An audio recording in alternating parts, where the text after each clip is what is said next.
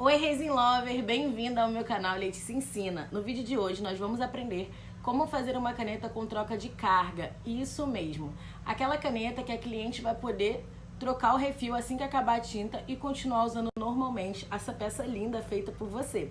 Quero deixar meu agradecimento especial também à Karina do nosso grupo Resinando e Aprendendo, pois foi através dela que eu consegui trazer esse conteúdo aqui para vocês. E não se esqueça de se inscrever no canal e deixar aquele joinha maroto aqui pra gente, viu? Vambora! Você precisa ter o palito de pirulito número 28. Ele vem grandão assim mesmo e você recorta no tamanho que você precisa. Depois de encaixar esse palito no molde, você vai cortar acima da marca do respiro, bem rente na medida que tá ali. Esse palito, ele precisa entrar com pressão dentro do molde, mas não uma pressão que vai deixar o molde torto. Ele tem que entrar na medida exata. Você vai perceber isso na hora que for cortar. Palito cortado, agora é a hora de fazer um outro corte na lateral, assim como eu estou fazendo no vídeo. Fazemos esse corte para que o palito ele encaixe certinho no respiro do molde. Depois de cortado, nós vamos aquecer esse palito de pirulito e vamos moldar conforme o tamanho do respiro que tem ali. Assim, não precisando colocar a borracha de silicone dentro do palito. E nós vamos aquecendo e moldando para que esse corte que fizemos ele fique bem pequeno.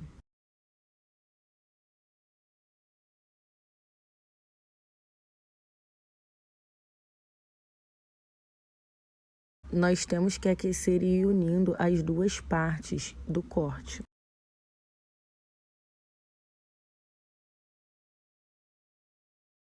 Depois de seladas as duas partes do corte que eu tinha feito anteriormente, eu vou encaixar no molde. Vocês podem perceber que vai entrar com uma certa pressão aí. Por isso, o local onde você colocar o molde é o local que vai ter que ficar a peça até curar, porque senão pode acontecer de subir esse palito de pirulito.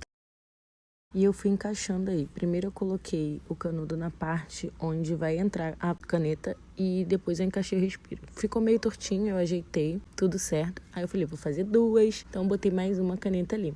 Também adaptei a minha necessidade. Se vocês quiserem, eu posso trazer a parte 2, que é ensinando como fazer para esse tipo de caneta ali. Então eu fui pesar minha mistura de resina endurecedor. Eu fiz 15 gramas para essa caneta mais arredondada. Porém, mais à frente vocês vão ver que faltou um pouco de resina e eu tive que fazer mais um pouco. E como eu sempre falo aqui, hora de mexer devagar e em sentido único. Aqui vocês podem ver que deu algumas bolhas, então eu vou deixar essa mistura de 15 gramas descansar. E enquanto a minha resina descansava, eu decidi que ia fazer mais uma caneta.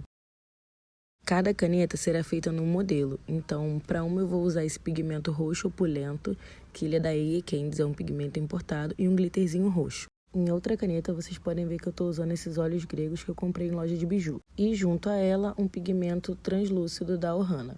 E no modelo arredondado, eu vou usar esse pigmento branco perolado da Red Lise e folha de ouro.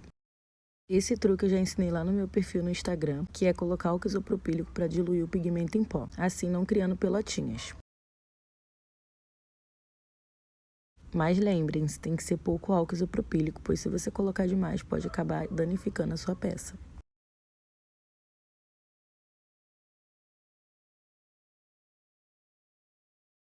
Depois de diluir esse pigmento, você pode acrescentar a resina. A minha mistura já tinha descansado por 6 minutos para eliminar todas as bolhas. Sempre misture devagar em um único sentido. Aí o vídeo está acelerado, por isso que está mais rápido. Eu quero que esse pigmento branco com a resina, ele fique em ponto de gel. Então eu vou deixar descansar, para que na hora que eu jogue no molde não misture tanto as duas cores. Hora de fazer a segunda mistura, que é do pigmento translúcido. Eu vou utilizar uma pipeta que eu comprei por R$ 1,50 na caçula. A pipeta auxilia a gente no manuseio do pigmento translúcido, porque ele é mais líquido, sem falar que ela funciona como um conta-gotas.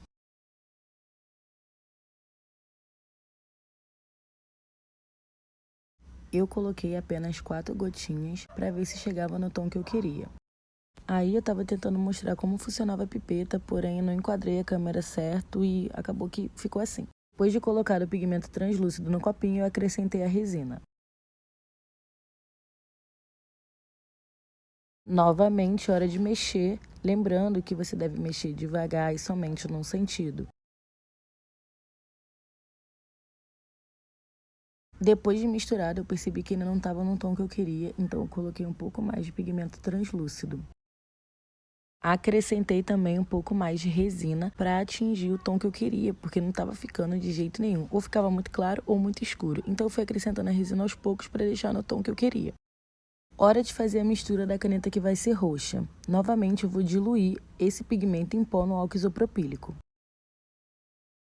E vocês podem perceber que na hora que eu joguei o álcool subiu um pozinho. Se tiver alguma peça próximo, essa peça pode manchar com esse pozinho que sobe, porque querendo ou não, é pigmento.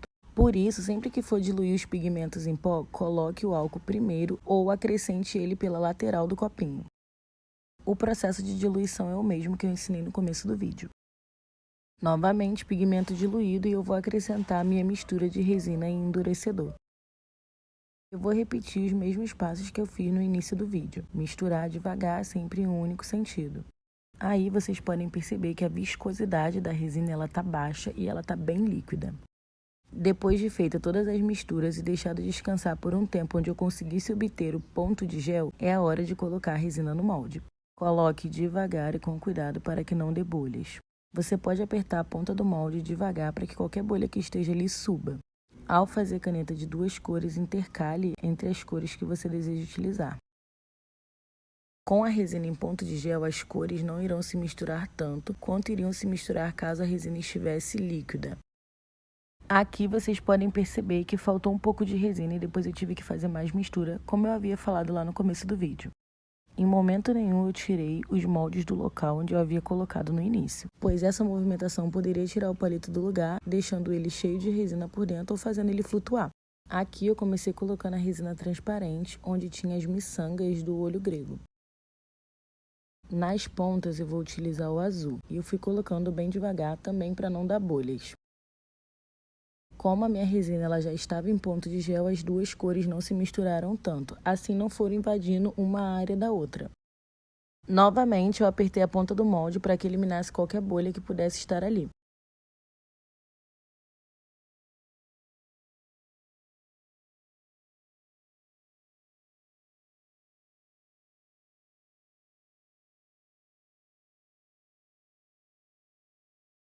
Como eu vi que havia ainda algumas bolhas internas, eu utilizei a pinça para me auxiliar a retirar essas bolhas. Eu fui enfiando a pinça com cuidado e trazendo essas bolhas para fora.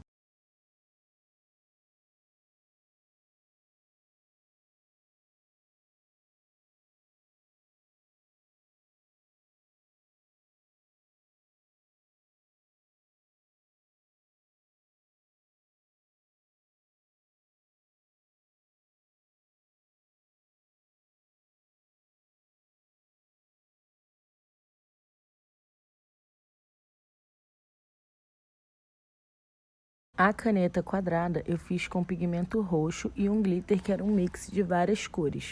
O glitter ele é mais pesado que a resina, por isso a tendência é que ele desça para o fundo do molde. Então, quando a resina está em ponto de gel, a probabilidade desse glitter ele descer é menor do que se a resina estivesse com a consistência de baixa viscosidade. Particularmente, eu achei a caneta quadrada mais fácil de fazer. Não sei, talvez se pela superfície dela ser mais reta e nos dar mais segurança na hora de colocar resina. E também eu percebi que ela preencheu mais até embaixo, o que as outras duas elas não fizeram. Depois que eu desmoldei, eu percebi que elas não preencheram 100% até embaixo.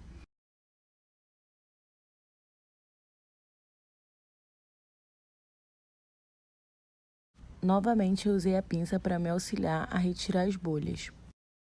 Uma informação importante, eu estava utilizando uma bancada diferente da que eu estou acostumada a usar, por isso eu protegi essa bancada com papel filme. 5 horas depois, eu desmoldei essas peças.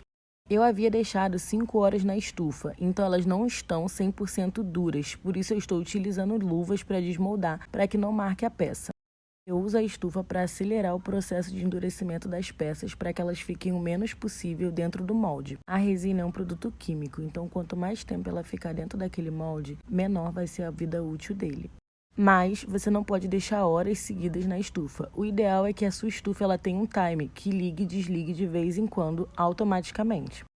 Como eu havia protegido a bancada, o pouco de resina que caiu ali, ele vai ser removido junto com o papel filme. E a gente termina o vídeo com esse desmolde maravilhoso. Eu vou criar um destaque lá no Instagram para que vocês possam ver como é o acabamento que a gente dá para finalizar a peça.